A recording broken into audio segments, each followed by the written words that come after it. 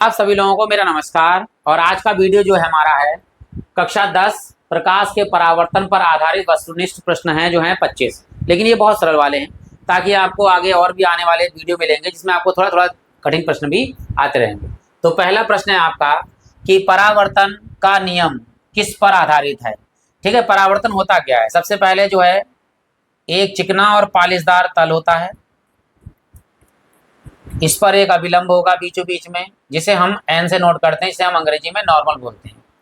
ये आपतित किरण है यानी किरण आ रही है और ये उसी माध्यम में वापस लौट जा रही है। जब कोई प्रकाश किरण एक माध्यम से आती है और उसी माध्यम में वापस लौट जाती है तो इस पूरी घटना को जो है वो प्रकाश का परावर्तन कहते हैं। अभिलंब और आपतन कोण, आपतित किरण और अभिलंब के बीच में जो कोण बनता है उसे हम आई बोलते हैं, इसे आपतन कोण बोलते हैं। और अभिलंब और परावर्तित किरण के बीच में जो कोण बनता है उसे हम आर से नोट करते हैं, इसे बोलते हैं परावर्तन कोण। तो यहाँ पहला नियम हमारा सिद्ध हो गया कि आपतन कोण जो आई होता है उसका जो मान है वो परावर्तन कोण आर के सदैव बराबर होता है। ये परावर्तन का नियम है। दूसरा पहला नियम क्या है? पहला नियम है आपतित किरण यानी ये, परावर्तित किरण यानी ये, और खींचा गया अभिलंब तीनों एक ही तल पर स्थित रहते हैं। ये आपका पहला नियम है। चलिए बढ़ते हैं अगले सवाल की ओर। यह है परावर्तित किरण जो हमने बताई थी इधर के लिए, और आपतित किरण यानी एक जा रही है किरण, एक आ रही है किरण, और अभिलंब रेखा यानी से हम बोलते हैं नॉर्मल, किस तल पर होते हैं। अभी मैंने बताया तीनों एक ही तल पर होते हैं, तो यहाँ लिखना है एक ही तल पर है, अलग अलग तल पर नहीं है, कोई नियम नहीं है, इनमें से कोई नहीं, यानी ऑप्शन नंबर बी आपका सही है कि एक ही तल पर स्थित होते हैं। अगला प्रश्न है कि दर्पण में वस्तु का प्रतिबिंब कैसा होता है। अब दर्पण जो है आपका उत्तल भी हो सकता है और दर्पण आपका अवतल भी हो सकता है। तो अगर आपका उत्तल आ जाए तो क्या लगाना है, अवतल आ जाए तो क्या लगाना है। जैसे आभासी और सीधा बनता है, और आभासी और सीधा जो है वो सदैव जो है आपका उत्तल दर्पण में बनेगा। उत्तल दर्पण में जो प्रतिबिंब है वो सदैव आपका आभासी और सीधा बनेगा, और छोटा ही बनेगा। अगर कहीं यहाँ पे आ जाए छोटा तो छोटा भी उत्तल दर्पण में ही बनता है, छोटा। वास्तविक व उल्टा प्रतिबिंब किससे बनता है? वास्तविक और उल्टा जो प्रतिबिंब बनता है वो बनता है अवतल दर्पण में। अवतल दर्पण में प्रतिबिंब जो है वो वास्तविक बनेगा और उल्टा बनेगा, लेकिन एक कंडीशन ऐसी होती है जिसमें प्रतिबिंब जो है आभासी बनेगा, सीधा बनेगा, लेकिन बहुत बड़ा बनेगा। वो कंडीशन आगे आएगी तो मैं आपको कराऊंगा। ठीक है, बढ़ते हैं अगले प्रश्न की ओर। समतल दर्पण में प्रतिबिंब कैसा बनता है? भाई वस्तु के बराबर बनता है, छोटा बनता है, बड़ा बनता है, इनमें से कोई नहीं।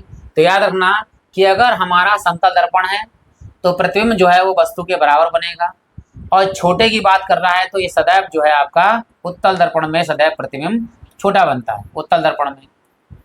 और जो बड़ा है और छोटा दोनों मिलाकर जो है वो अवतल दर्पण में बनते हैं, लेकिन छोटा अगर आ जाए तो वो केवल उत्तल दर्पण में होता है, और वस्तु के बराबर आ जाए तो वो समतल दर्पण में प्रतिबिंब सदैव वस्तु के बराबर बनता है।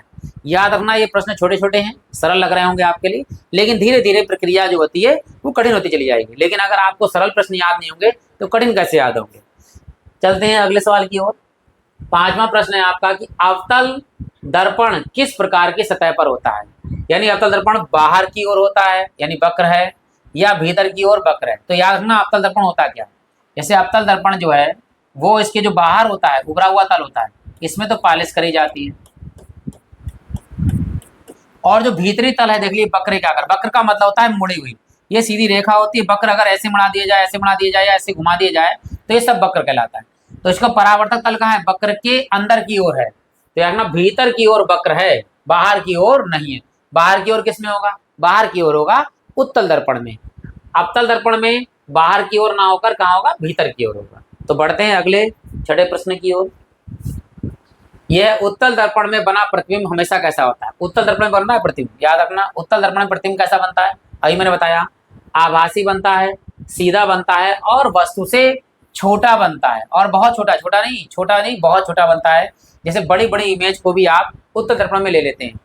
ये अपना जितने भी वाहन होते हैं, 4 व्हीलर और 2 व्हीलर, जैसे बाइक होती है तो उसमें जो मिरर लगे होते हैं, दर्पण लगे होते हैं, वो दर्पण क्या होते हैं? पीछे का प्रतिबिंब देखते हैं, वो हमेशा जो है उत्तल दर्पण से बने हुए होते हैं। बड़े बड़े प्रतिबिंब जो है छोटे से दर्पण में हमारे आ जाते हैं। चलिए बढ़ते हैं अगले प्रश्न की ओर।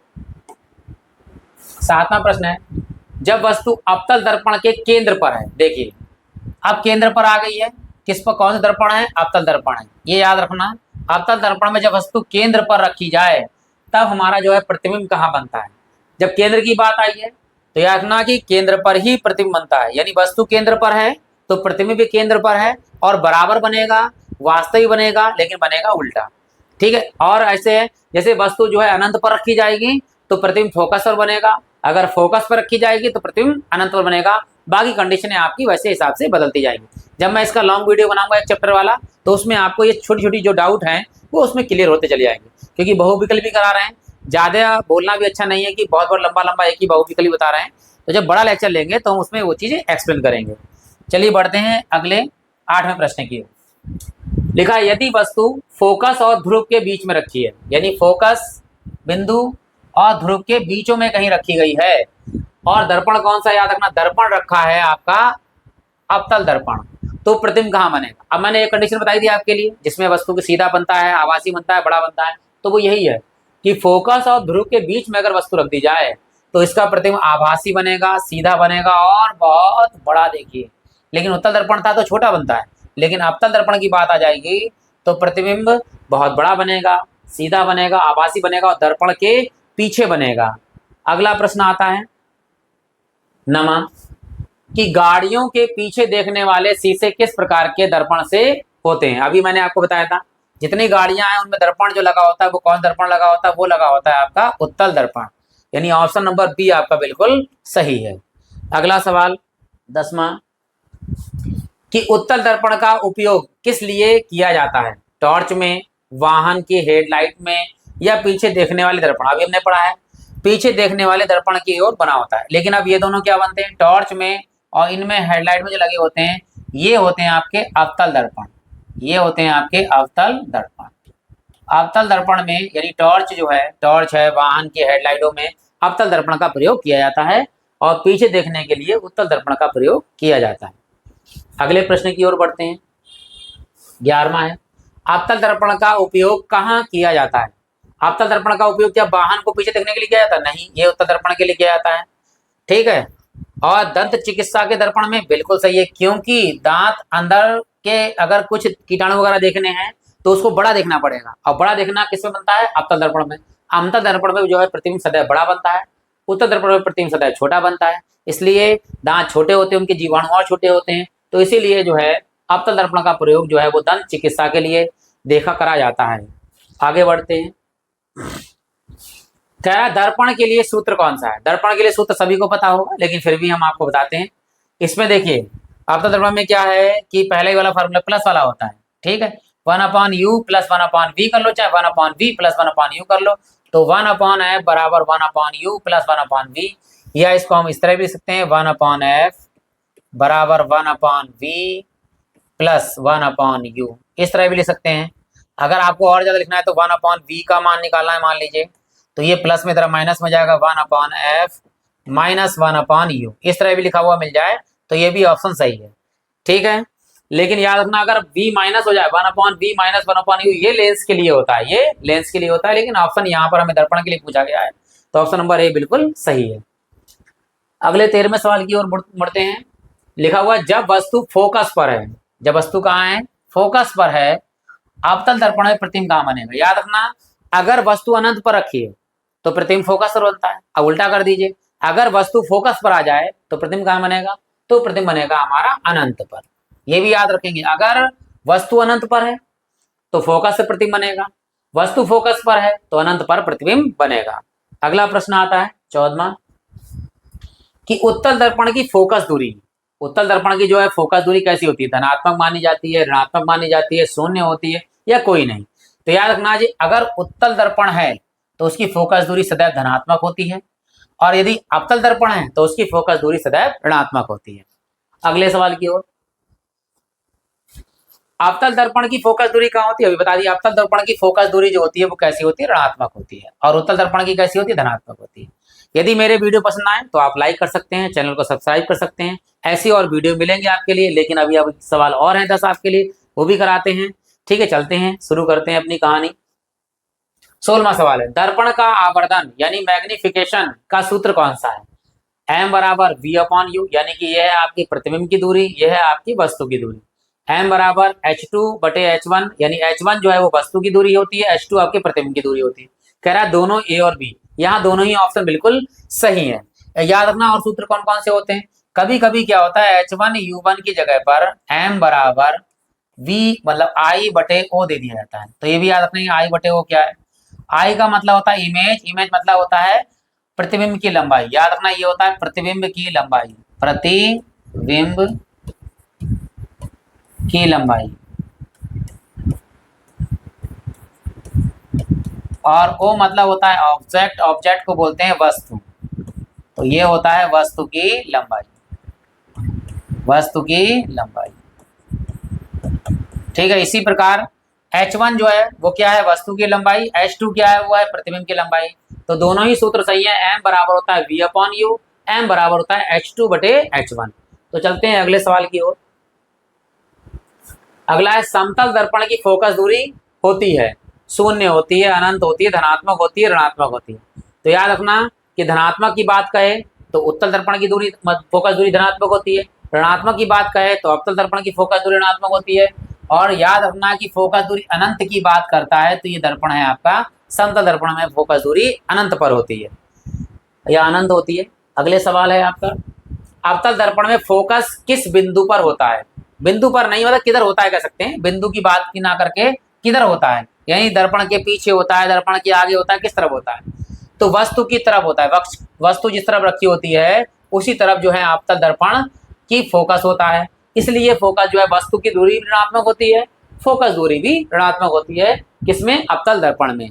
ठीक, अगले सवाल की ओर बढ़ते हैं कि परावर्तन किस प्रकार का होता है। अब ये बता रहे हैं परावर्तन किस प्रकार का होता है, यानी नियमित होता है, अनियमित होता है, या दोनों होते हैं, या कोई नहीं होता है।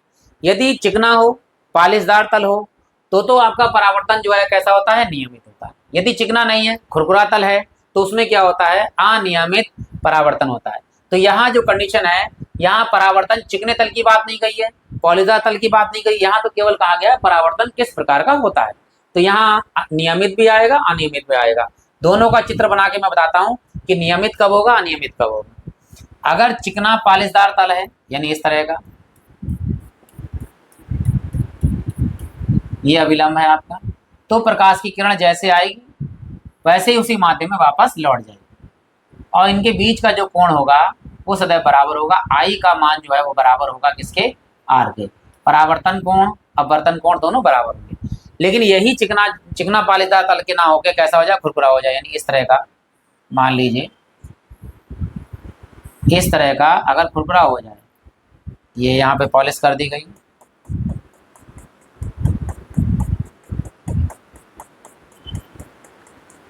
ये चिकना पालिशदार तल हो गया, लेकिन ये कैसा है, खुरखुरा है।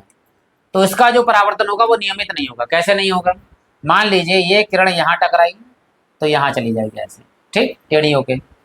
अगर मान लीजिए किरण यहाँ टकराई तो किधर जाएगी, इधर जाएगी, अनियमित तरीके से जा रही। अगर मान लीजिए यहाँ गई नीचे कोने पे तो यहाँ जो है वो कोने इस तरह चली जाएगी, मतलब इसकी जो किरण है, लेकिन यहाँ जब जाएगी तो इस तरह चली जाएगी।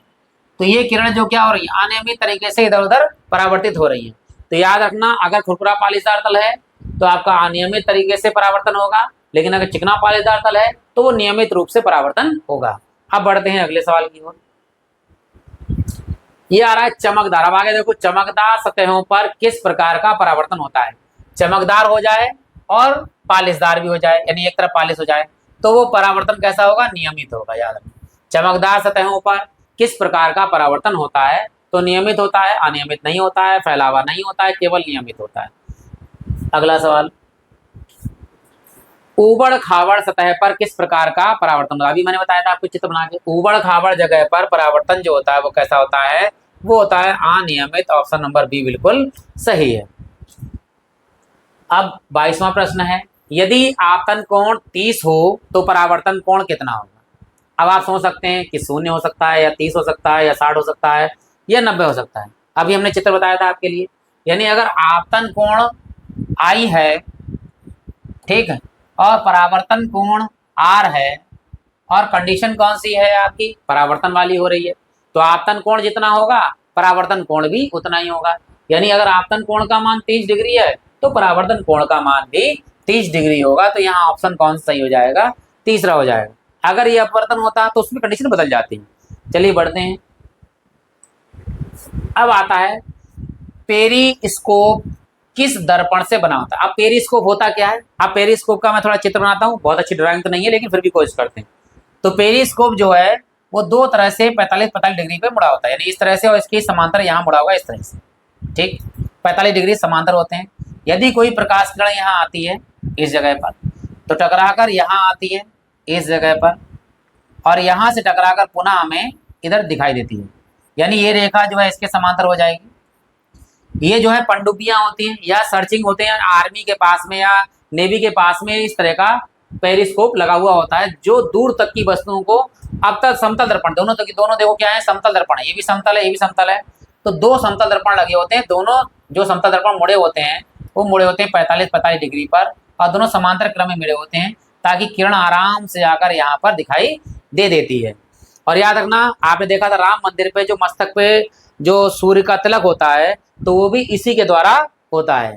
ठीक है, चलिए बढ़ते हैं अगले सवाल की ओर। जब वस्तु अनंत पर हो तो अवतल दर्पण में प्रतिबिंब कहाँ बनता है? देखो अभी बताया था, अगर वस्तु फोकस पर है तो प्रतिबिंब अनंत पर बनता है, और जब वस्तु अनंत पर है तो प्रतिबिंब कहाँ बनेगा? आपका फोकस पर बनेगा। ऑप्शन नंबर बी बिल्कुल आपका सही है। अब आज का अंतिम प्रश्न है। ठीक है, अंतिम प्रश्न क्या है? जब वस्तु अनंत पर हो तो याद रखना आपकी बात कर रहा है उत्तल दर्पण का प्रतिबिंब कहाँ बनता है, ये आप याद रखना है। चलिए मैं इसको एक्सप्लेन करता हूँ अभी आपके लिए, लेकिन थोड़े से सेकंड ले लेता हूँ मैं आपके लिए। याद रखिएगा, आप जब तक खुद मेहनत नहीं करेंगे तब तक आप आगे नहीं बढ़ेंगे। तो खुद प्रयास कीजिए, खूब ज़्यादा पढ़िए ताकि आप वो लक्ष्य हासिल कर सके जो आपको करना है। अब बढ़ते हैं अगले सवाल की ओर, यानी लास्ट सवाल की ओर। जब वस्तु अनंत पर हो तब उत्तल दर्पण का प्रतिबिंब कहाँ बनता है? फोकस पर बनता है, ध्रुव पर बनता है, या ध्रुव और फोकस के बीच बनता है? याद रखना कि उत्तल दर्पण अगर बात आ रही है तो प्रतिबिंब कहीं पर रख दीजिए, यानी वस्तु कहीं पर रख दीजिए, चाहे अनंत पर रखिए, चाहे क्या नाम है वक्र त्रिज्या पे रखिए, फोकस पर रखिए, कहीं पर भी रखिए, तो प्रतिबिंब सदैव जो है वो ध्रुव और फोकस के बीच ही बनेगा। और याद रखना कैसा बनेगा? आभासी बनेगा, आभासी बनेगा, और सीधा बनेगा, और उल्टा बने, वो क्या नाम, सीधा बनेगा और छोटा बनेगा। ये तीन कंडीशन याद रखना कि कहाँ बनेगा? ध्रुव और फोकस के बीच बनेगा, आभासी बनेगा, सीधा बनेगा, छोटा बनेगा। जब हमारा कौन सा आ जाएगा? उत्तल दर्पण आ जाएगा। इसको आप बहुत अच्छे से याद रखिएगा। बाकी और वीडियो मिलेंगे हम आप सबके लिए। इसी प्रकार आप सभी लोगों का धन्यवाद।